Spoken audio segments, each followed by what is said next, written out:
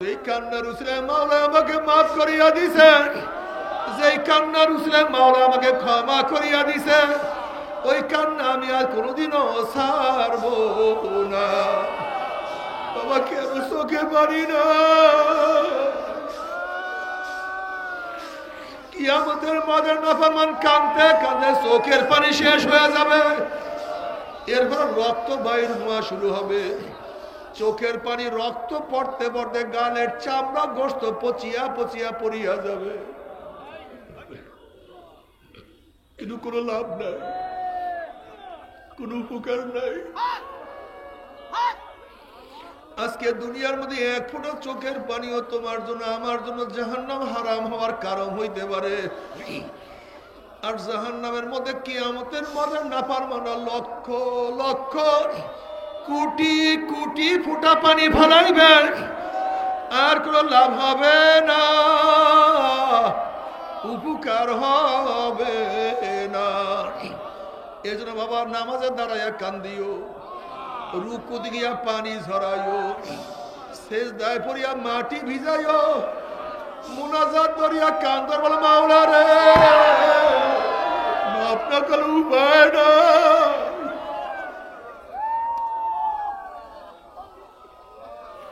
বাবা রে তুমি কি জানো জাহান্নাম কত মারাত্মক?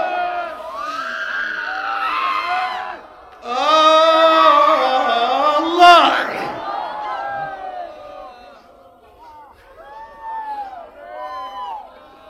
আল্লাহ আমাদের সবাইকে মাফ করিয়া দাও, ক্ষমা করিয়া দাও। এই শীতের দিনে কত দামি দামি পোশাক পরবা, কত কোট, কত সোয়েটার, কত সাফারি পরবা। জাহান্নামীদের জন্য আল্লাহ একটা পোশাক বানায় ফেলাইছে। ওই পোশাক কোনো সুতির পোশাক না, ওই পোশাক উলের পোশাক না, ওই জামাটা হলো জাহান্নামের আগুনের জামা। আল্লাহ মাফ করিয়া দাও।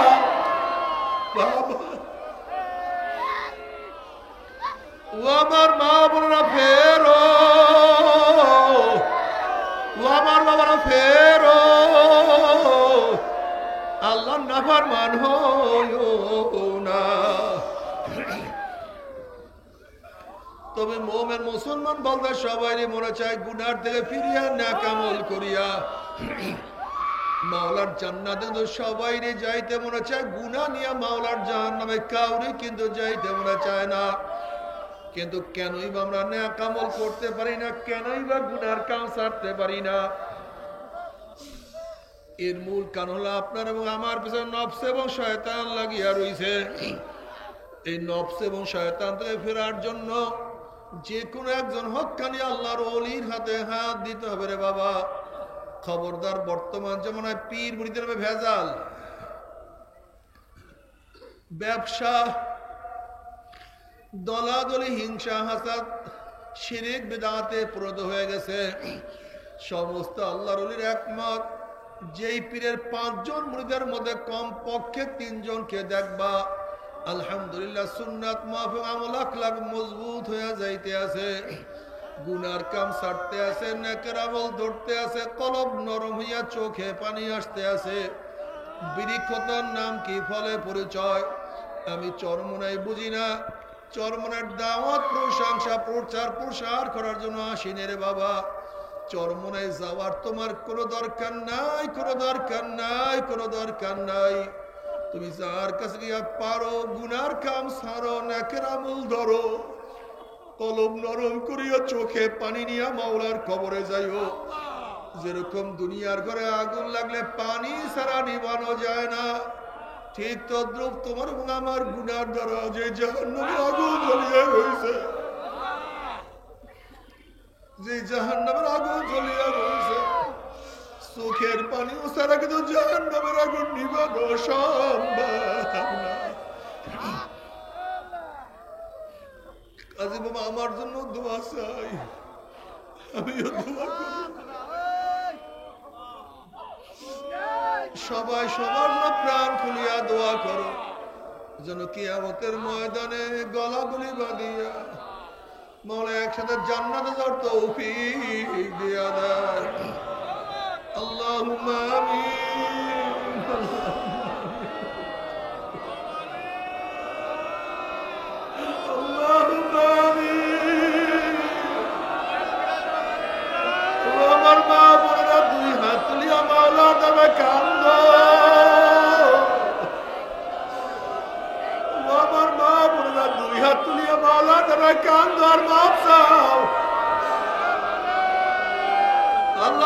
আল্লাহ গুনাহগার বান্দা গুনার বোঝা মাথায় নিয়া তোমার শাহী দরবারে হাত তুললাম রে আল্লাহ। আল্লাহ গুনার বোঝা মাথায় নিয়ে তোমার শাহী দরবারে হাত তুললাম রে মাওলা। ও মাওলা, কেউ নামাজ কাজার গুনাহ নিয়া, কেউ রোজা ছাড়ার গুনাহ নিয়া, কেউ গাঁজা ইয়াবা মদের গুনাহ নিয়া, কেউ বেপরদা কুকর্মের গুনাহ নিয়া, কেউ হারাম কবিরা গুনাহ নিয়া,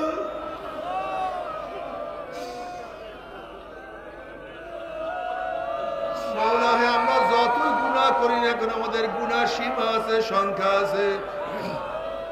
তোমার রহমতের কোনো সীমাও নাই, সংখ্যাও নাই। আমাদের গুনার দিকে না তাকাইয়া তোমার রহমতের দিকে তাকাইয়া তুমি আমাদের জিন্দগির সমস্ত গুনাহ খাতা মাফ করে দাও।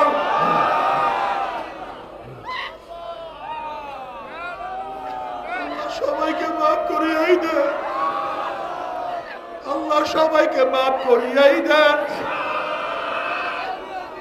আল্লাহ, একজনকে মাহরুম করিয়েন না আল্লাহ। আমার যুবক বাবাকে কবুল করিয়া না আল্লাহ, আমার মুরব্বী বাবাকে কবুল করিয়া নেন আল্লাহ, আমার মা বোনকে কবুল করিয়া নেন আল্লাহ। আমাদের দিকে তাকাইয়া দেখে, একটু তাকাইয়া দেখে আল্লাহ। আল্লাহ আমরা গুনাহ করিয়া ফেলাইছি, কাজ করিয়া ফেলাইছি আল্লাহ। জাহান্নামের খাতা থেকে আমাদের নামটা কাটিয়া দাও।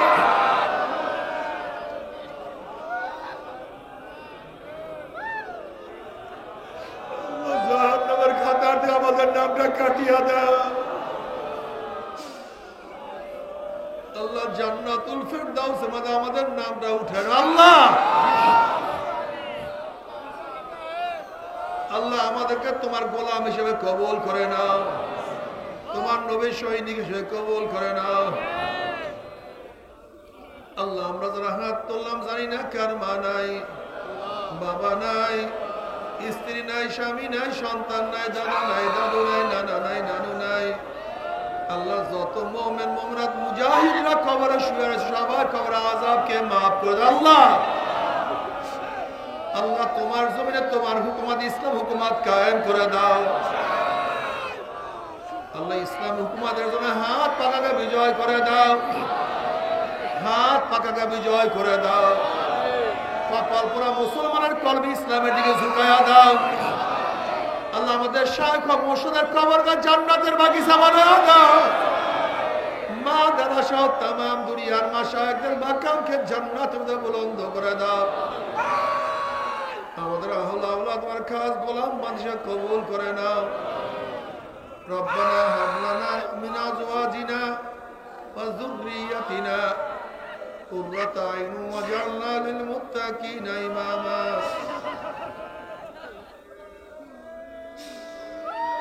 রব্বিরহামহুমা কামা রাব্বায়ানি সগীরা।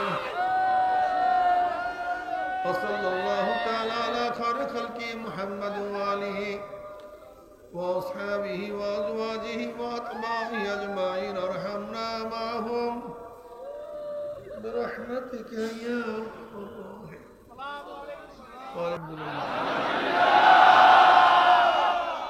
এই মাজলিস অনেক গুরুত্বপূর্ণ, অনেক দামি। এত দামি মাজলিস আমি সবসময় জিকিরের মাজলিসকে ধুলাই কারখানা বলি। দুনিয়ার ধুলাই কারখানায় ময়লা জামা কাপড় দেয়া হলে কারখানাওয়ালা পরিষ্কার করে ফেরত দেয়, ঠিক জিকিরের মাজলিসে গুনাহ নিয়ে হাজির হইলে গুনাহ সাফ করিয়া বিদায় হওয়া যায়। এখানে ঢুকছিলাম গুনাহ নিয়ে, আল্লাহ কবুল করলে মাজলিস থেকে বের হয়ে যায় গুনাহ সব সাফ হয়ে যাবে, পরিষ্কার।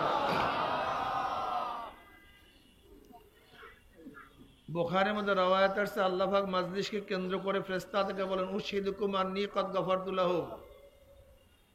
ফেরেশতারা সাক্ষী থাক গোটা মাজলিসের বান্দাদের গুনাহ খাতা সব maaf করে দিয়েছে। অন্য রওয়ায়াতের মধ্যে আছে মা মিন কওমিন ইসতামাউ ইয়াসকুল্লাহ তাআলা লা ইউরিদুনা বিযালিকা ইল্লা ওয়াজহাহু ইল্লা নাদাহু মুনাদি মিনাস সামাই আন কুমু মাগফুরাল লাকুম কদ বুদ্দিলাস সাইয়্যাতুকুম হাসানাত। যখন জাকিরিন জিকিরের মাজলিস সারিয়া বিদায় হয়, আহ্বানকারী ফেরেশতারা আসমান থেকে ডাক দিয়ে বলে, জাকিরিন সুসংবাদ শোনো, আল্লাহ পাক তোমাদের গুনাহ খাতা মাফ করে দিয়েছে। মাফ করছে শুধু তাই নয়, তোমাদের সমস্ত গুনাহকে আল্লাহ পাক নেকের দ্বারা পরিবর্তন করে দিয়েছে।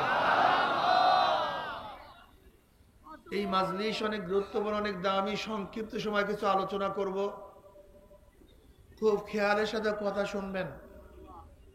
মুফতি আবুল খায়ের সাহেব দামাত বরকাতুহু যে বয়ান করছেন, আলহামদুলিল্লাহ যথেষ্ট। এরপরে বয়ানের প্রয়োজন হয় না। অনেক দামি বয়ান করছেন, অনেক গুরুত্বপূর্ণ বয়ান করছেন। আসলে জিন্দিগি তো আমল দ্বারাই গঠিত হয়। আমলের মাধ্যমে কেউ জান্নাতি হবে, কেউ জাহান্নামী হবে। আমলের মাধ্যমে কেউ নাজাত পাবে, কেউ অ্যারেস্ট হবে। আমলের মাধ্যমে কেউ সম্মানিত হবে, কেউ বেইজ্জত হবে। সব কিছু আমল। আল্লাহ পাক সূরা আসরের প্রথমে কসম কাসম আল আসর, কাসামতুল আসর। আমি সূরায় আল্লাহ পাক সূরায় আসরের শুরুতে সময়ের কসম দিয়া সূরা শুরু করছেন। ওয়াল আসর। কসম কেন করা হয়? কথার গুরুত্ব বুঝাবার জন্য, কথাকে সত্যায়ন করার জন্য, কথাকে শক্তিশালী করার জন্য। আর একটা মনে রাখতে হবে, ছোট বড়র কাছে কসম করে, কিন্তু বড় ছোটর কাছে কসম করে না। ছাত্র উস্তাদের কাছে কসম করে, কিন্তু উস্তাদ ছাত্রের কাছে কসম করে না। আসামি জজের কাছে কসম করে, কিন্তু জজ আসামির কাছে কসম করে না। বড় ছোটর কাছে কসম করে না, কিন্তু ছোট বড়র কাছে কসম করে। আর কসম করা হয় কথাকে সত্যায়ন করার জন্য।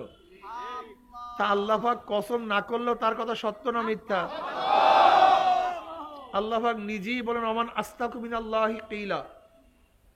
আল্লাহর চেয়ে সত্যবাদী আবার কে আছে? সবচেয়ে আল্লাহই সত্যবাদী। আল্লাহ পাক বড় না ছোট? আল্লাহু আকবার আলা কুল্লি শাইইন। আল্লাহ সব দিক থেকে সবার চেয়ে বড়।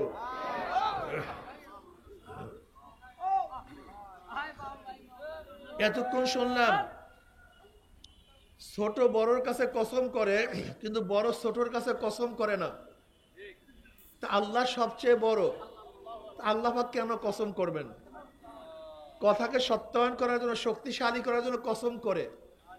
তা আল্লাহর চেয়ে সত্যবাদীও কেউ নাই, তাহলে আল্লাহ পাক কেন কসম করে কথা বলবেন? একটা প্রশ্ন আছে কি নেই?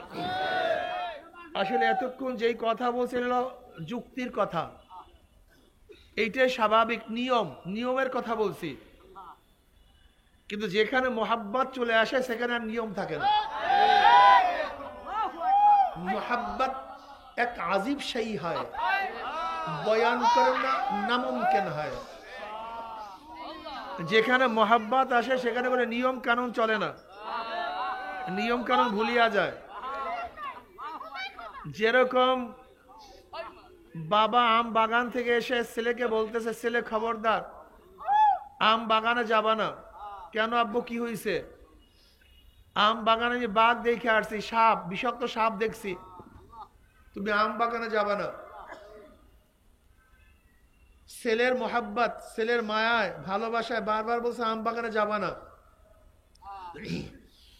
কিন্তু বাবা ছেলের চোখের দিকে তাকায় দেখতেছে, আমি যতই ওকে আম বাগানে যাওয়া নিষেধ করতেছি কি, কিন্তু ওর আমের প্রতি লোভ বেশি, আমের প্রতি লোভ বেশি।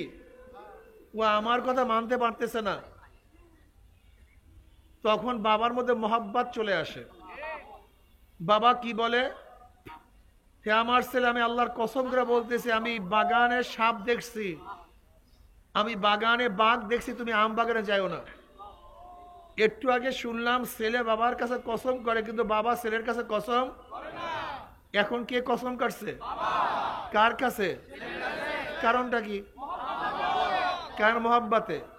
ছেলের মহাব্বত। যাইও না বাবা, আমি আল্লাহর কসম করে বলতেছি, তুমি আম খাওয়ার নিষেধের জন্য বলতেছ, তুমি ভাবতেছো আব্বা মনে হয় আমাকে আম খাওয়ার থেকে বিরত রাখতেছেন, কিন্তু না, তোমার জীবন বাঁচাবার জন্য কথা বলতেছি।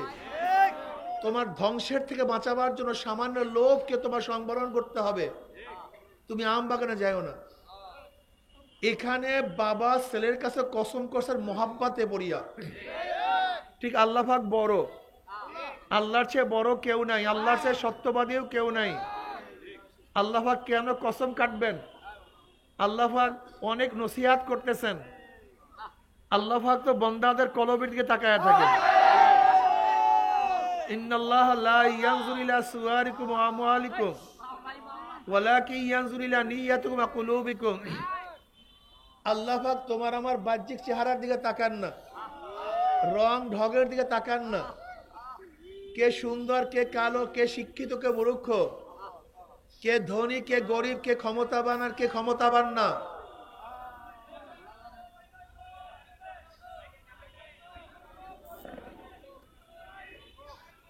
মাইক বন্ধ হবে কেন? হ্যাঁ, মহিলা প্যান্ডেলে। হ্যাঁ,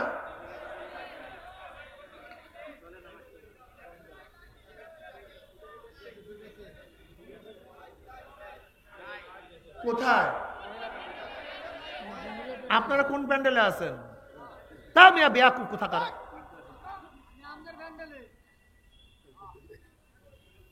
মহিলা প্যান্ডেলের লোক আছে না, তারা দেখবে না? বয়ান শোনার জন্য আসছেন না ফাজলামি করার জন্য আসছেন?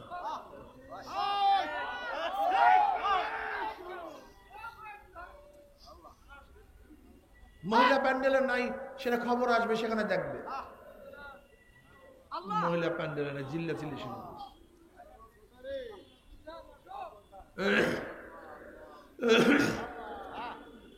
আবার এমন বারান বাড়াইছে আর বয়ান করা যাবে না। সুন্দর ছিল, বাস এইভাবে রাখো।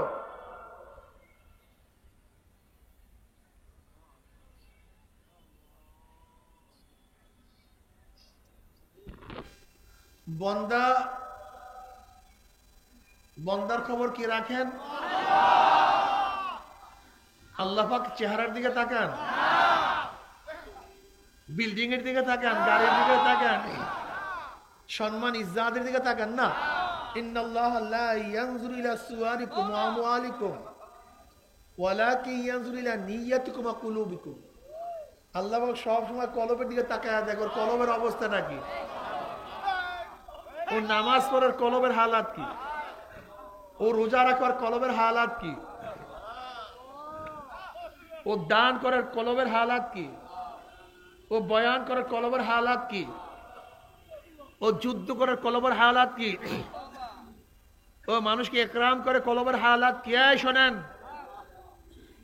আল্লাহ পাক তোমার আমার শুধু জিকির আজকার দেখেন না, আমল দেখেন না। আল্লাহ পাক সবসময় তাকায় আছেন কোন দিকে? নিয়াতের দিকে, কলবের দিকে। এর কলবের হালাত কি? আল্লাহ বুঝেন নাই? মাসালা তো খুব কঠিন। বুখারীর মধ্যে রওয়ায়াত আছে, আল্লাহ পাক কিয়ামতের ময়দানে এক শহীদকে ডাকবেন, শহীদ এদিকে আয়, এদিকে আয়, শহীদ আসবে। আল্লাহ পাক তার কাছে সমস্ত নিয়ামত উপস্থাপন করবেন। আমি তোকে এই নিয়ামত দিছি, ওই নিয়ামত দিছি, তোকে চোখের নিয়ামত দিছি, কত মানুষকে অন্ধ বানাইছি। আমি তোকে জবানের নিয়ামত দিছি, কত মানুষকে বোবা বানাইছি।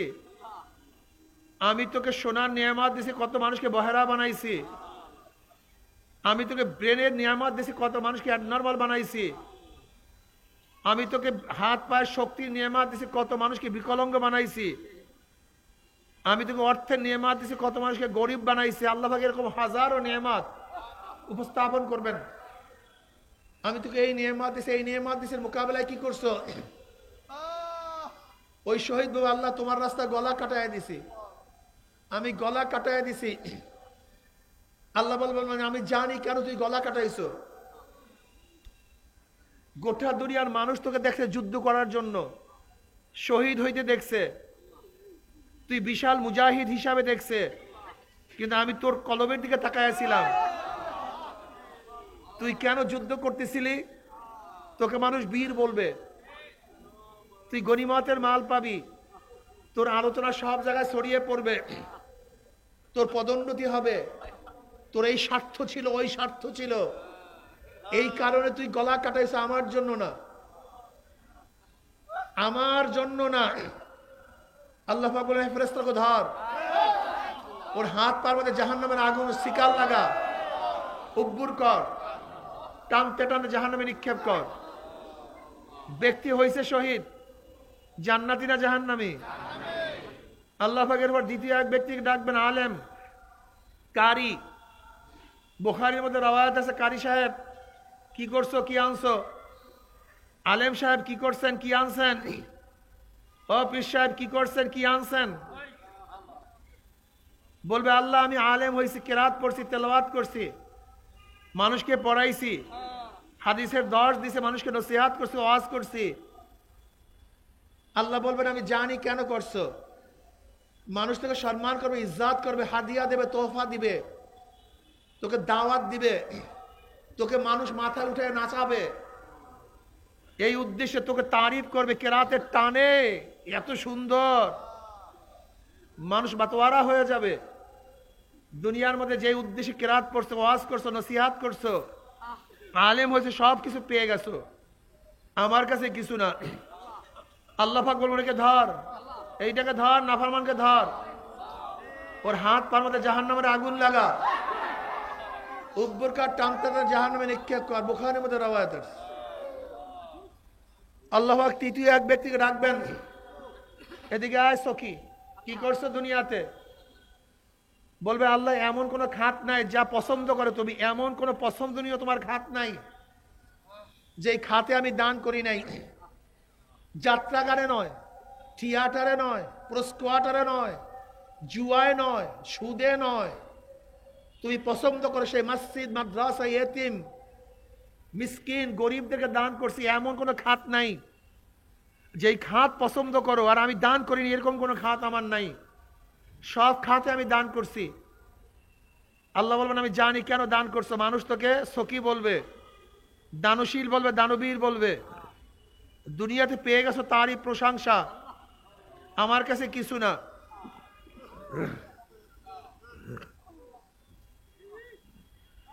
এরপর আল্লাহ পাক বলে, ধর, এর হাত পার মধ্যে জাহান্নামের শিকাল লাগা, উব্বুর কার টানতে জাহান্নামে নিক্ষেপ কর।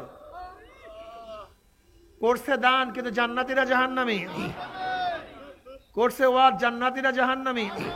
এর কারণটা হাজারো হাজি থানবী রহমতুল্লাহ আলাইহির কাছে এক হাজি সাহেব আসছেন,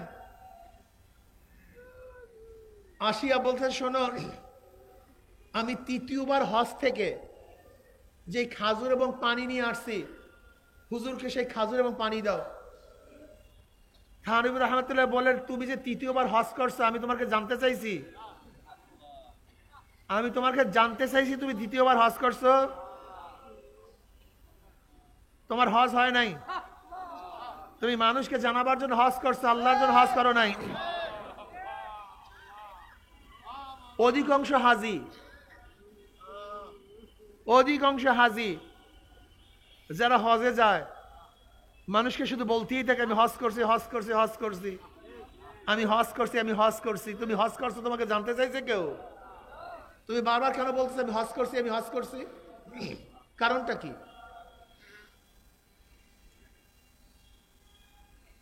মুসিবত খুব কঠিন। ইন্নাল্লাহ লা ইয়ানজুরু ইলা সুওয়ারিকুম ওয়া আমওয়ালিকুম ওয়ালাকিন ইয়ানজুরু ইলা নিয়্যাতিকুম ওয়া কুলুবিকুম। এই কলব, সব কিছুর খেলা হলো কলব। কলব ঠিক, সব ঠিক। ইন্না ফিল জাসাদি মুদগা ইজা সালাহাত সালাহাল জাসাদু কুল্লু ওয়া ইজা ফাসাদাত ফাসাদাল জাসাদু কুল্লু আলা ওয়া হিয়াল কলব। বুখারীর মধ্যে রওয়ায়াত আছে, নবী আলাইহিস সালাতু ওয়াস সালাম ফরমান, প্রত্যেকটা মানুষের সিনার মধ্যে একটা কলব আছে, গোশতের টুকরা। ওই গোস্তের টুকরাটা যখন ভালো হয়ে যায় গোটা মানুষটাই ভালো হয়ে যায়, আর গোস্তের টুকরা যখন খারাপ হয়ে যায় গোটা মানুষটাই। ওই গোস্তের টুকরাটার নাম কি? কলব। জোরে বলেন। কলবের আলোচনা এখন আর নাই, কলবের কথাবার্তাও নাই। হাজারো সংগঠন আছে, দুনিয়ার লোভ দিয়ে তাদেরকে সংগঠন করায়। আমি চরমনায় মুজাহিদ থেকে বলবো, খবরদার, দুনিয়ার কোন লোভে যদি সংগঠন করো, দুনিয়ার কোন লোভে যদি আন্দোলন করো, দুনিয়ার কোন স্বার্থের জন্য যদি কাজ করো, সব বেকার হয়ে যাবে, সব বরবাদ হয়ে যাবে, কিচ্ছু পাবার আল্লাহর কাছে। যদি একজন শহীদ সামান্য দুনিয়ার আলোচনা, আমার আলোচনা হবে, আমার প্রশংসা হবে, আমি গনিমতের মাল পাবো, আমার চাকরির পদোন্নতি হবে, শুধু এতটুকু নিয়াতে যদি শহীদ হয়ে যায় আর সে যদি জাহান্নামে যায়, তাহলে তুমি সংগঠনই করো, আমি চাকরি পাবো, নৌকারি পাবো, বিল্ডিং এর মালিক হব, এই টাকা হবে, আমার ওইটা হবে, সেইটা হবে, তাহলে তোমার অবস্থাটা কি হবে বলো তো?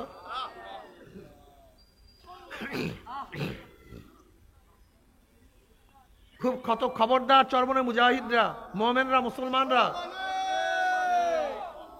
এইটা ভাবিয়েন না যে লোক বেশি হইলেই কামিয়াব হয়ে যাবে। চরমনে অনেক লোক কামিয়াব হয়ে গেছে না, অনেক লোক হইলেই কামিয়াব হয় না, বরং কলবকে ঠিক করলে সেই কামিয়াব হয়, কলবকে সুন্দর করলে সেই কামিয়াব হয়। আল্লাহ কালামে পাকের মধ্যে ফরমান, লা তা'মাল আবসার ওয়ালাকিন তা'মাল কুলুবুল্লাতী ফিস সুদূর। ওদের বাহ্যিক চক্ষু অন্ধ হয় নাই, বাহ্যিক দৃষ্টি অন্ধ হয় নাই, বরং কলবের মধ্যে যে চক্ষুটা আছে সেই চক্ষুটা অন্ধ হয়ে গেছে। এর জন্য ভাই কলবকে ঠিক করেন। এই কলব ঠিক করা তো সহজ না। আল্লাহ পাক সূরা আসর কসম দিয়ে শুরু করছেন, আর সর্বপ্রথম কসম কাটছেন, ফালা ওয়া রাব্বিকা লা ইউমিনুনা হাত্তা ইউহাক্কিমুকা ফীমা শাজারা বাইনাহুম। কোরআন এখান থেকে কসম শুরু করছে, আর সূরা আসর এখানে এসে কোরআন কসম শেষ করছে। মাঝখানে বহুত কথা কোরআন কসম করিয়া বলছে। এর মধ্যে সবচেয়ে বেশি কসম করছেন কোরআন তাসকিয়ার বয়ানের আগে। কিসের বয়ানের আগে? জোরে বলেন। তাসকিয়ার বয়ানের আগে। আশ-শামসি ওয়া দুহাহা ওয়াল কমারি ইযা তালাহা ওয়ান নাহারি ইযা জাল্লাহা ওয়াল লাইলি ইযা ইয়াখশাহা ওয়াস সামাই ওয়া মা বানাহা ওয়াল আরদি ওয়া মা তুহাহা ওয়া নাফসি ওয়া মা সাওয়াহা ফাআলহামাহা ফুজুরাহা ওয়া তাকওয়াহা ক্বাদ আফলাহা মান যাক্কাহা ওয়া ক্বাদ খাবা মান দাসসাহা। যারা অন্তরকে পবিত্র করতে পারছে তারাই নাজাত পেয়ে গেছে, আর যারা অন্তরকে পবিত্র করতে পারে নাই, কলবকে পরিষ্কার করতে পারে নাই, সব জাহান্নামে চলে গেছে। এর জন্য ইমাম মালিক রাহমাতুল্লাহ আলাইহি ফরমান, কি বলেন? মান তাফাক্কাহা ওয়া লাম ইয়াতাসাওয়াফা ফাকাত তাফাসসাকা ওয়া মান তাসাওয়াফা ওয়া লাম ইয়াতাফাক্কাহ ফাকাত তাযান্দাকা ওয়া মান জামা বাইনাহুমা ফাকাত তাহাক্কাকা। মান তাফাক্কাহা ওয়া লাম ইয়াতাসাওয়াফা ফাকাত তাফাসসাকা। যে ইলমে ফিকহ শিখলো, ইলমে তাসাউফ শিখলো না, সে হলো ফাসিক। আর যে ব্যক্তি ইলমে তাসাউফ শিখলো, ইলমে ফিকহ শিখলো না, সে হলো কাফের। আর উভয়কে যে শিখলো সে হলো মুহাক্কিক। এই যে তরিকা তরিকা তরিকা তরিকা বারবার শোনেন, তরিকা জিনিসটা কি? তরিকা শব্দের অর্থ কি বলেন? রাস্তা, পন্থা, পদ্ধতি, প্রক্রিয়া। শরিয়াত শব্দের অর্থ তো রাস্তা, আইন, কানুন, আইন প্রণয়ন করে আইন প্রয়োগ করা, সবই তো শরিয়াতের অর্থ। তাই তরিকাতের প্রয়োজনটা কি? দেখেন, শরিয়াতের তিনটা অংশ। কয়টা অংশ? বাহ্যিক আমলের সাথে সম্পৃক্ত এলেমকে ইলমুল ফিকহ বলা হয়। আকায়েদ বিশ্বাসের সম্পৃক্ত এলেমকে ইলমুল কালাম বলা হয়। বাতিনি আমলের সাথে সম্পৃক্ত এলেমকে ইলমুল তাসাউফ বলা হয়, ইলমে মারিফাত বলা হয়। সবই শরিয়াতের অংশ। ইলমে ফিকহ, ইলমুল আকায়েদ, ইলমে তাসাউফ সব কিসের অংশ ভাই? সবই শরিয়াতের অংশ। এই শরিয়াতের উপরে চলার জন্য, এই শরিয়াতের চলার জন্য যেই পদ্ধতি প্রক্রিয়া গ্রহণ করা হয় তার নামই তরিকত। তার নাম, তা বলতে পারছো তরিকত লাগবে কেন? যদি তরিকতের উপর না থাকে শরিয়াতের উপর আমল করতে পারবেন না। যেমন উদাহরণস্বরূপ 100 বার সুবহানাল্লাহ পড়লে এক রওয়ায়াতের মধ্যে আসছে 100 হজের সওয়াব হয়ে যাবে। অন্য রওয়ায়াতের মধ্যে আসছে 100 বার সুবহানাল্লাহ পড়লে 100 গোলাম আজাদ করার সওয়াব হয়ে যাবে। রওয়ায়াতের মধ্যে আসছে 100 বার আলহামদুলিল্লাহ পড়লে আল্লাহর রাস্তায় 100 ঘোড়া দান করলে যে সওয়াব সেই পরিমাণ সওয়াব হয়ে যাবে। 100 বার আল্লাহু আকবার পড়লে 100 উট আল্লাহর রাস্তায় জবে করলে যেই পরিমাণের সওয়াব এই পরিমাণের সওয়াব হয়ে যাবে। এই হাদিস জানেন এরকম কোন আলেম তোলাবা নাই, সবাই জানে। তাহাজ্জুদের ফজাইল সম্পর্কে জানে, ইরশাদ আওয়াবিন সম্পর্কে জানে, হারাম কবিরা সম্পর্কে জানে, রিয়া কেবের তাকাব্বুর সম্পর্কে জানে। কিন্তু আজকে যদি প্রশ্ন করি 100 বার সুবহানাল্লাহ, 100 বার আলহামদুলিল্লাহ, 100 বার আল্লাহু আকবার কে কে পড়ছেন, দেখবেন অনেক আলেমরা হাত তুলতে পারবে না, অনেক তোলাবারা হাত তুলতে পারবে না। কিন্তু যারা তরিকার উপরে আছে তারা হাত তুলতে পারবে। তার মানে কি বুঝলেন? তরিকা ওই আমল, যেই আমল জানি সেই আমল করার জন্য উদ্বুদ্ধ করে, সেই রাস্তার নামে তরিকা। বুঝাতে পারিনি। আওয়াবিন ইরশাদ সম্পর্কে জানি, কিন্তু যদি হাত তুলতে বলি কয়জনে আওয়াবিন পড়েন, ইরশাদ নামাজ পড়েন, দেখবেন 98 জন আলেম হাত তুলতে পারবে না। 98 জন, 99% ছাত্ররা হাত তুলতে পারবে না। কিন্তু যারা তরিকাতপন্থী তারা কিন্তু হাত তুলতে পারবে। ইমাম গাজালি রাহমাতুল্লাহ আলাইহি বলেন কিবের কাকে বলা হয়? তোমার মধ্যে কেবের আছে কি নেই বুঝবা কিভাবে? বলে একটা সিরা জামা গায়ে দিয়া যদি বাজারে যাইতে তোমার লজ্জা লাগে, মনে করবো তোমার মধ্যে কেবের আছে। যদি আজকে এই পরীক্ষার মধ্যে আলেমদেরকে ফালায়া দেয়, তোলাবাদেরকে ফালায়া দেয়, অনেকেই পরীক্ষায় পাশ করতে পারবে না। কিন্তু হাজারো তরিকাতপন্থী বড় আলেম, তরিকাতপন্থী বড় শিক্ষিত, তরিকাতপন্থী বড় ধনী, যদি তাদেরকে বলি চিরা জামাকে তোমাকে বাজারে যেতে হবে, দেখুন তারা চিরা জামাকে দিয়ে বাজারে যেতে পারবে। বুঝাতে পারিনি।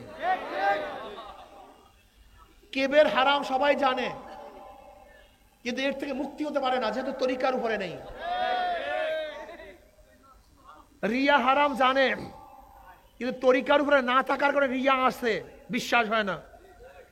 ইমাম সাহেব যখন মসজিদে নামাজ পড়ায়, কত সুন্দর কেরাত, কত সুন্দর কিয়াম, কত সুন্দর রুকু, কত সুন্দর সাজদা, কত সুন্দর নামাজ। কিন্তু ইমাম সাহেব যখন রুমের মধ্যে নামাজ পড়ে তখন নামাজের অবস্থাটা কি? তার ইমামতির নামাজ আর তার রুমের নামাজের মধ্যে পার্থক্য আছে কি নাই? ঘটনাটা কি? তুমি রুমের মধ্যে কার সামনে নামাজ পড়ছিলা? ইমামতির সময়। তা ইমামতির নামাজ এত সুন্দর, রুমের নামাজ এত খারাপ কেন? আরে বুঝেন না রে ভাই। তোমার মধ্যে রিয়া আছে, রিয়া, তোমার নিজের খবর নাই, যেহেতু তরিকার উপরে নাই, এই রোগ সম্পর্কে জানোই না তুমি। তোমার মধ্যে হাসাদ, হাসাদ হারাম। আল হাসাদ ইয়াকুল হাসানাত কামা তাকুল নারুল হাতাব। হিংসা বিদ্বেষ মানুষের নেকিগুলি কিরকম শেষ করে ফেলে, যেরকম আগুন লাকড়িকে ধ্বংস করে ফেলে, এরকম দেখেন নাই ক্যালিফোর্নিয়ার মধ্যে আমেরিকার এমন আগুন লাগছে সব ধ্বংস করে ফেলাইতে আছে। ঠিক কারোর আমলের মধ্যে যদি রিয়ার আগুন লাগাইয়া দেওয়া হয় সব শেষ করিয়া ফেলায়। সে জানে রিয়া হারাম, কিন্তু বাঁচতে পারে না। কারণটা কি? হ্যাঁ, শোনো, খুব ভালো মতো বুঝো কেন তরিকা লাগবে। রশিদ আহমদ গঙ্গুই রহমতুল্লাহ হাফিজুল হাদিস, রশিদ আহমদ গঙ্গুই রহমত হাফিজুল হাদিস এত বড় মুহাদ্দিস ফকিহুন নফস, সিয়াসত তার কিতাবগুলি একাই পড়াতেন। লামিউ দুরারি যার বুখারী শরা, এই ফকিহুন নফস রশিদ আহমদ গঙ্গুই রহমত কুতুবুল আলম হাফিজ সাহেব রহমতুল্লাহর কাছে বয়াত হয়েছেন হাদিস শিক্ষার জন্য নয়, ফিকহ জানার জন্য নয়, ইলম শিক্ষার জন্য নয়, বরং তিনি তো হাজী সাহেব রহমতুল্লাহর থেকে অনেক অনেক বেশি জানেন। কিন্তু তারপরে কেন বয়াত হয়েছেন? তিনি যা জানেন তার উপর আমল করার জন্য তরিকার বয়াত হয়েছেন, নতুন ভাবে জানার জন্য নয়। জানেন তো অনেক, কিন্তু যা কিছু জানেন তারপরে আমল করতে পারতেছেন না, সে আমল করার জন্য তরিকার সবক গ্রহণ করছেন। বুঝাতে পারিনি। হুজ্জাতুল ইসলাম কাসিম নানভী রহমতুল্লাহ আলাইহি ইমামুল মান্তিক বুখারীর শেষে 5 পারা হাসিয়া লিখছেন। বহুত বড় আলেম এই হুজ্জাতুল ইসলাম কাসিম নানভী রহমতুল্লাহ আলাইহি হাজী সাহেব রহমতুল্লাহ কাছে বয়াত গ্রহণ করছেন জানার জন্য না যা জানেন তা মানার জন্য। মাশাআল্লাহ। হাকিমুল উম্মাত আশরাফ আলী থানভী রহমতুল্লাহ আলাইহি আল্লাহ পাক এত প্রজ্ঞা, এত মেধা, এত ইলম দান করছেন, আমার বিশ্বাস কিয়ামত পর্যন্ত তিনি হায়াত পাইতেন, আর কিয়ামত পর্যন্ত লিখতেন, কলমের কালি শেষ হইতো, তার ইলম শেষ হইতো না। এত ইলম আল্লাহ পাক দান করছেন। এই আশরাফ আলী থানভী রহমতুল্লাহ আলাইহি হাজী সাহেব রহমতুল্লাহ কাছে বয়াত গ্রহণ করছেন জানার জন্য না মানার জন্য? বুঝেন তরিকা কেন লাগবে? তরিকা জানার নাম না, তরিকা মানার নাম। এর জন্য তরিকা, এই যে শোনেন তরিকা তরিকা তরিকা লাগবে কেন? ফখরুদ্দিন রাজি রহমতুল্লাহর মতো ইমাম, ফখরুদ্দিন রাজির মতো ইমাম, যিনি তফসিরে কাবির লেখছেন মুখস্থ, দেখেনও নাই, কোন কিতাব থেকে সব মুখস্থ লেখিয়ে বলেছেন তফসির কাবিরের মতো এত কঠিন তফসির, তিনি কেন বয়াত গ্রহণ করছেন? হুজ্জাতুল ইসলাম হযরত গজালি রহমতুল্লাহ আলাইহি এত বড় ইমাম ছিলেন, এত বড় দার্শনিক ছিলেন, এত বড় আলেম ছিলেন, তিনি জানার জন্য বয়াত গ্রহণ করেন নাই। কিসের জন্য? শাহ ওলিউল্লাহ মুহাদ্দিস দেহলভী রহমতুল্লাহ আলাইহি, যিনি পাক বাদ উপমহাদেশে প্রথম হাদিসের সনদ বয়ান করছেন, তার বাবা একজন মুহাদ্দিস ছিলেন আব্দুর রহিম সাহেব রহমতুল্লাহ আলাইহি, তার সন্তান মুহাদ্দিস আব্দুল আজিজ সাহেব রহমতুল্লাহ আলাইহি। দেখবেন সনদ বয়ান করার সময় শাহ আব্দুল আজিজ, শাহ ওলিউল্লাহ মুহাদ্দিস, শাহ আব্দুর রহিম, এই 3 জন বাবা ছেলে দাদা। শাহ আব্দুল আজিজ সাহেব রহমতুল্লাহ আলাইহি তিনি হলেন নাতি, শাহ ওলিউল্লাহ মুহাদ্দিস রহমতুল্লাহ তিনি হলেন ছেলে, আর শাহ আব্দুর রহিম সাহেব রহমতুল্লাহ তিনি হলেন বাবা। কথাটা বুঝাতে পারিনি। এই 3 জনের সনদ হইয়া তারপর সামনের দিকে অগ্রসর হও। এই 3 জন কেন বয়াত গ্রহণ করছেন? জানার জন্য না মানার জন্য? মুজাদ্দিদ আল ফিসানি রহমতুল্লাহ আলাইহি, যিনি আহমদ সেরহেন রহমতুল্লাহ আলাইহি বলেন, মুজাদ্দিদ আল ফিসানি তিনি বাকিবুল্লাহ সাহেব রহমতুল্লাহ বয়াত গ্রহণ করছেন জানার জন্য না মানার জন্য? এই শফি সাহেব রহমতুল্লাহ আলাইহি, তাকে উসমানী সাহেব রহমতুল্লাহ আলাইহি, জাকরিয়া সাহেব রহমতুল্লাহ আলাইহি, ইলিয়াস সাহেব রহমতুল্লাহ আলাইহি, এরকম সমস্ত বড় বড় মুহাদ্দিসিনে কেরাম তারা বয়াত গ্রহণ করছেন কিসের জন্য? না জানার জন্য। বুঝেন তরিকা কি জিনিস? এর নাম তরিকা। তরিকা হলো নিজে আমল করতে পারি না, যে রাস্তার উপরে উঠলে আমল করা যায় সেই রাস্তার নামই তরিকা। এই তরিকা এবং তরিকাতের উপর শরিয়াতের উপর আমল করার পরে আল্লাহ পাকের মাখলুকাতের বহুত গুরু রহস্য অন্তরে জাগ্রত হয়, তার নাম হাকিকত। তার নাম কি? হাকিকত। হাকিকত, তরিকত, শরিয়াতের উপর আমল করার পরে আল্লাহ পাকের আওসাফ গুণের বহুত গুরু রহস্য অন্তর্মধ্যে জাগ্রত হয়, তার নাম মারেফত। এই যে শোনেন না, মারেফত, হাকিকত, তরিকত, শরিয়াত, এগুলি সবই শরিয়াতের অংশ।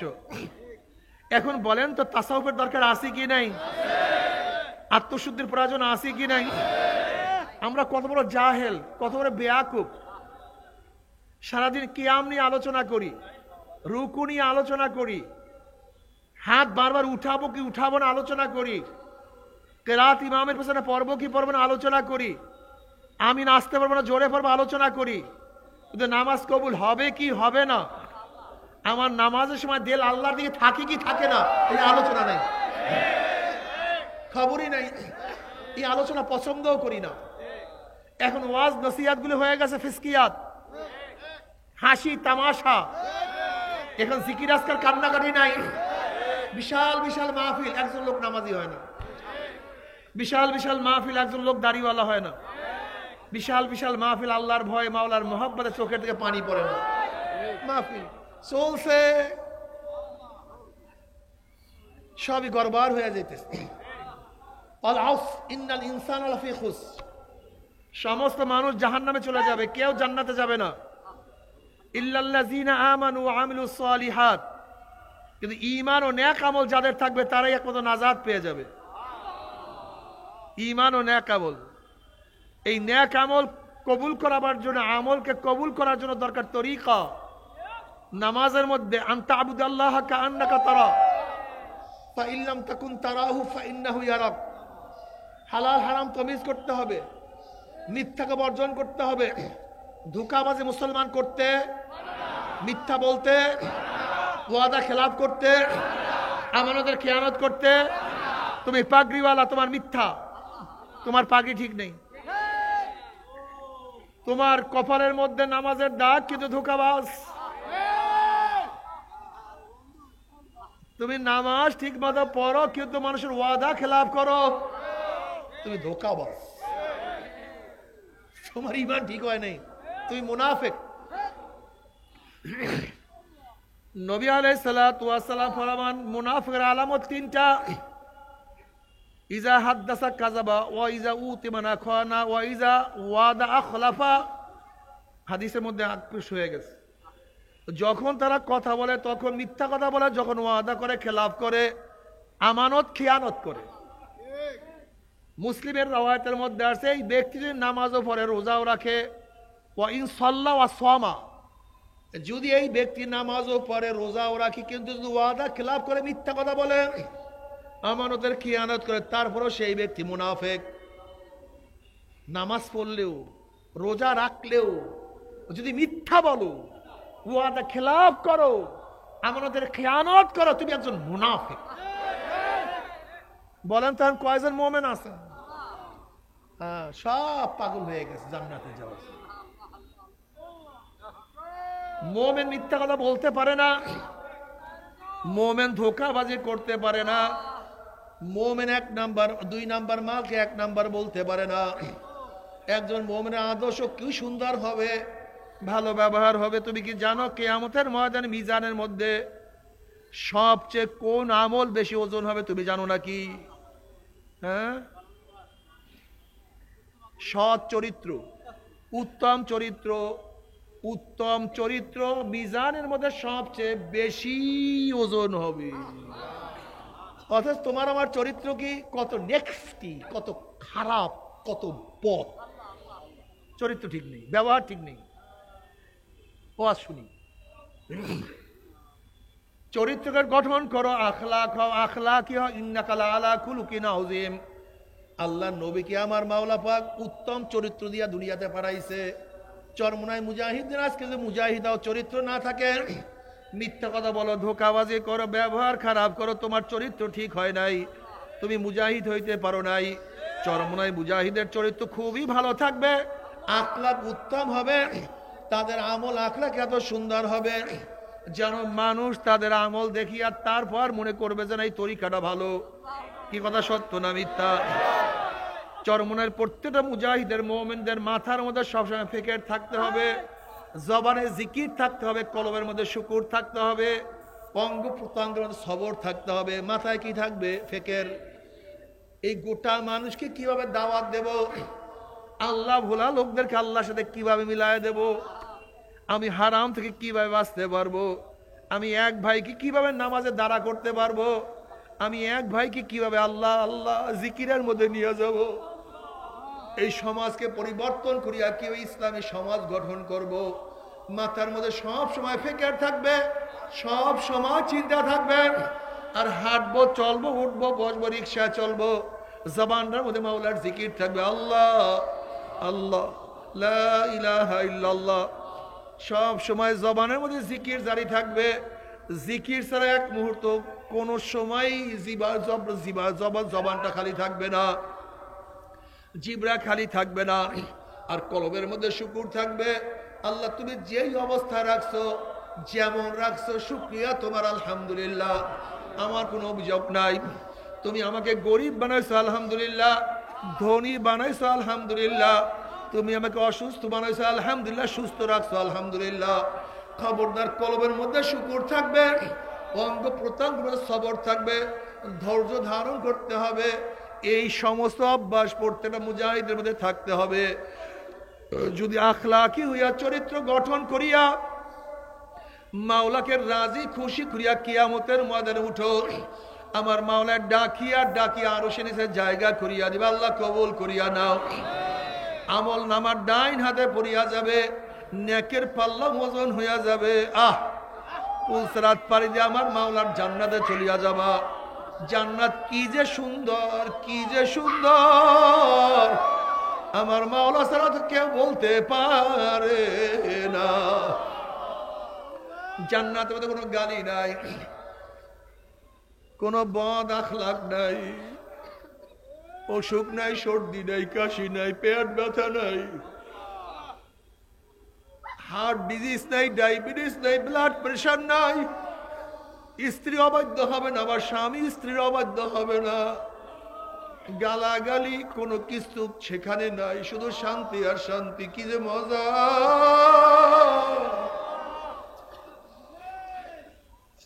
সবাইকে জান্নাত দিয়ে দাও, সবাইকে জান্নাত দিয়ে দাও। আমার মা বোনেরা, আমার বাবারা, কিছু চাও তো আল্লাহর জান্নাত চাও। সালামুন কাওলাম মির রাব্বির রহিম, আমার মাওলার তরফ থেকে শান্তি আর শান্তি। অশান্তি কি জিনিস আর কোনোদিন দেখা লাগবে না। ও যুবক বাবারা, দুনিয়ার শান্তি শান্তি না, জান্নাতের শান্তি আসল শান্তি। দুনিয়ার শান্তি ভেজাল যুক্ত, জান্নাতের শান্তি ভেজাল মুক্ত। যেরকম শীত লাগে, তুমি দামি দামি কোট পরছো, সোয়েটার পরছো, দেখবা কত কোমর ঘামাইয়া গেছো। যদিও আরাম ছিল, শান্তি ছিল, কিন্তু আবার ঘাম অশান্তি। তুমি এসি ছাড়ছো, শান্তি, কিন্তু দেখবে বেশি এসি ছাড়লে আবার ঠান্ডা লাগিয়ে গেছে, অশান্তি। খাওয়ার মধ্যে শান্তি, বেশি খেলে পেট ব্যথা, বেশি খেলে গ্যাস, হজম শক্তি নষ্ট হয়ে গেছে। খাওয়ার মধ্যে শান্তি, কিন্তু তার মধ্যে অশান্তির ভেজাল আছে। কিন্তু জান্নাতের শান্তি এমন শান্তি, কোনো ভেজাল নাই। যত খাও কোনো ভেজাল নাই, ঘুমাও কোনো ভেজাল নাই, আনন্দ ফুর্তির মধ্যে ভেজাল নাই, ঘরের মধ্যে ভেজাল নাই, ঠান্ডা গরমের মধ্যে কোনো ভেজাল নাই, পানির মধ্যে রোগ জীবাণু নাই, বাতাসের মধ্যে রোগ জীবাণু নাই, শুধু আরাম আর আরাম আর আরাম আরাম। আল্লাহ সবাইকে কবুল করিয়া নাও। কিন্তু আমার মাওলাকে রাজি খুশি না করি, আমার মাওলার কিয়ামতের ময়দানে উঠো, আমার মাওলা পাক রব্বুল আলামিন তোমাকে আমাকে আরো সে জায়গা দেবে না। নাফরমান ঘামাইতে থাকবে, ঘামাইতে ঘামাইতে কোন নাফরমানের ঘাম হাঁটু পরিমাণে হয়ে যাবে, কোন নাফরমানের ঘাম কোমর পর্যন্ত, কোন নাফরমান ঘামের মধ্যে সাঁতরাইতে থাকবে। পুল নাই, কিনারা নাই, হাজার হাজার বছর সাঁতরাইতে থাকবে। আল্লাহ মাফ করিয়া দাও। আল্লাহ সবাইকে আমল করার তৌফিক দিয়া দাও।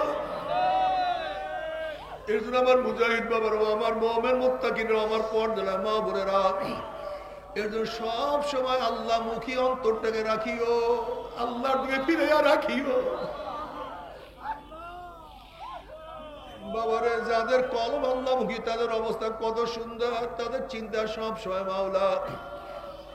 আমি বাডেম হসপিটালে গেলাম আব্বাজান রহমাতুল্লাহকে দেখার জন্য। রুমের মধ্যে আব্বাজান একা একা বসা। আমি যখন রুমের মধ্যে ঢুকলাম, আব্বাজানের কাছে যাওয়ার সাথে সাথে আব্বাজান রহমাতুল্লাহ আলাই আমার হাতখানা খপ করে ধরিয়া বসছে। ধরিয়া বলছে, ফয়েজ মাওলা কি আমাকে মাফ করবিনি?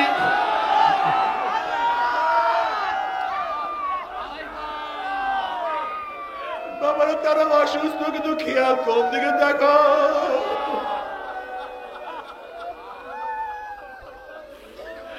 বললাম, আব্বাজান মাওলা আপনাকে মাফ করবে না, কাকে মাফ করবে? আপনার সিনেমা আদর ঠিক মতো পাই না। সারা বছর সফরে সফরে দিনের কাছে ব্যস্ত ছিলেন।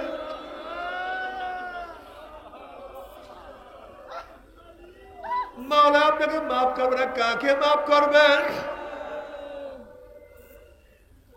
বাবার আব্বাজান রহমাতুল্লাহ আলাইকে যেখানে কবরস্থান তার সামনে রইসুল জামিয়ার রুমে ছিল। আব্বাজান অসুস্থ অবশ্যই সেই রুমের মধ্যে ছিল। খ্যাতবোধের সুবিধার্থে খাদেম আসিয়া বলতে, হুজুর আমাকে বলছে, হুজুর জলদি হুজুরকে সেখান থেকে সরাইয়া নিয়ে যান। আমি বললাম, কেন, কি হয়েছে? হুজুর কবরের দিকে তাকাইয়া এমন বাবা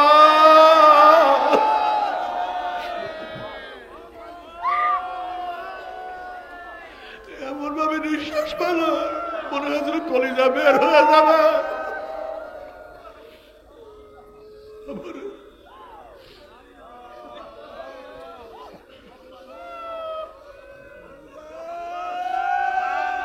আমার দাদাজান রহমাতুল্লাহ আলাইহি সম্পর্কে তোমরা বারবার বয়ান শুনছো। আমার দাদাজান রহমাতুল্লাহ আলাইহি চোখের উপরে কবরের দিকে তাকাইয়া বারবার কাঁদতেন আর বলতে, মাওলা যদি আমাকে মাফ নাই করো, কবরে আমি একা এমনি থাকবো। মাওলা যদি আমাকে মাফ নাই করো, কবরে অন্ধকারে কেমনে থাকবো? আমি তো একা থাকতে পারবো না। কবরের তাকায় তাকাইয়া কেমন কান্না কাঁদতেন, দাড়ি ভিজিয়া ভিজিয়া পানি পড়তে থাকতো। ও আমার যুবক বাবারা, ও আমার মুরব্বী বাবারা, আমার পর্দার মা বোনেরা, উসমান গনি রাদিয়াল্লাহু তাআলা যিনি নবী আলাইহিস সালাতু ওয়াস সালাম পবিত্র জবান মুবারকে বারবার জান্নাতের সুসংবাদ পাইছেন, এই উসমান গনি রাদিয়াল্লাহু তাআলার কবর দেখলে এমন ভাবে কাঁদতেন, দাড়ি ভিজিয়া ভিজিয়া পানি পড়তে থাকতো। সাথীরা বলে, আপনি কবর দেখলে এত বেশি কেন কান্নাকাটি করেন? তখন তিনি জবাব দেন, আমার সাথীরা, আখিরাতের যতগুলি ঘাঁটি আছে এর মধ্যে প্রথম ঘাঁটি হলো কবর। এই কবর যার সাথে ভালো ব্যবহার করবে, আশা করা যায় পরবর্তী ঘাঁটিগুলিতেও ভালোই ব্যবহার হবে। আর কবর যদি কারোর সাথে খারাপ ব্যবহার শুরু করিয়া দেয়,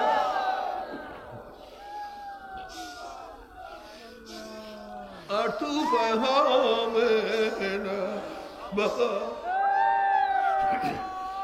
ও আমার পর্দার মা বোনেরা, ও আমার মা বোনেরা, কি নিয়ে রওনা করছো, কোথায় রওনা করছো? ও আমার বাবারা, আমার ভাইরা, কি নিয়ে রওনা করছো, কোথায় রওনা করছো? আমাদের হাত তো একেবারে খালি।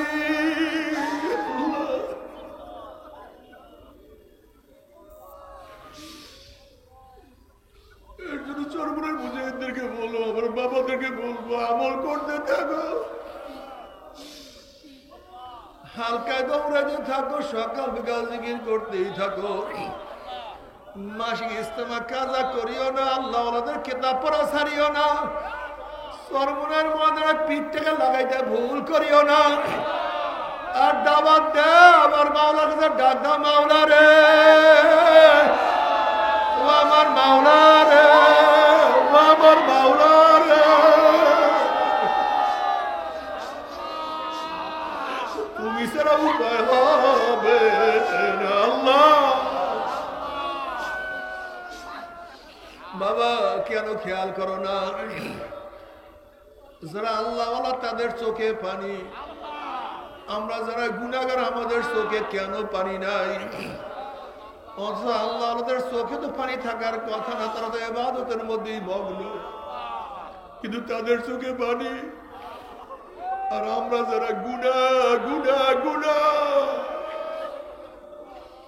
আমাদের চোখে পানি নাই, কারণটা কি বাবা রে? আমাদের কলবটা তো শক্ত হয়ে গেছে।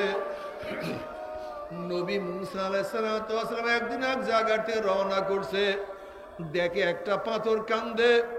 নবী মুসা আলাইহিস সালাম বলেন, পাথর কেন কান্দো? পাথর বলতেছে, আল্লাহ নবী মুসা, আল্লাহ জাহান্নামকে মানুষ এবং পাথর দিয়া জ্বালাইবে। ওই জাহান্নামের চিন্তা ছিল, কুদুহান নাস ওয়াল হিজারা।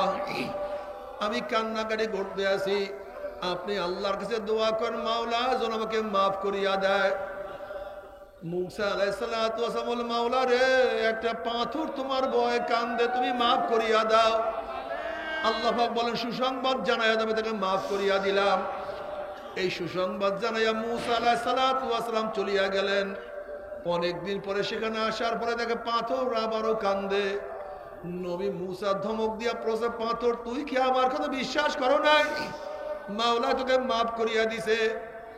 পাথর বলছে, আল্লাহ নবী মুসা, নবীরা কোনোদিন মিথ্যা কথা বলতে পারে না, আল্লাহ পাক মাফ করছে, বিশ্বাস করি, তাহলে আবারও কেন কান্দো? পাথর বলে, আল্লাহ নবী মুসা, যদি আমি না কান্দতাম আমার দিকে আপনি লক্ষ্য করতেন না, আল্লাহর কাছে দোয়া করতেন না। আর আপনি দোয়া না করলে হয়তো মাওলা আমাকে মাফও করতো না।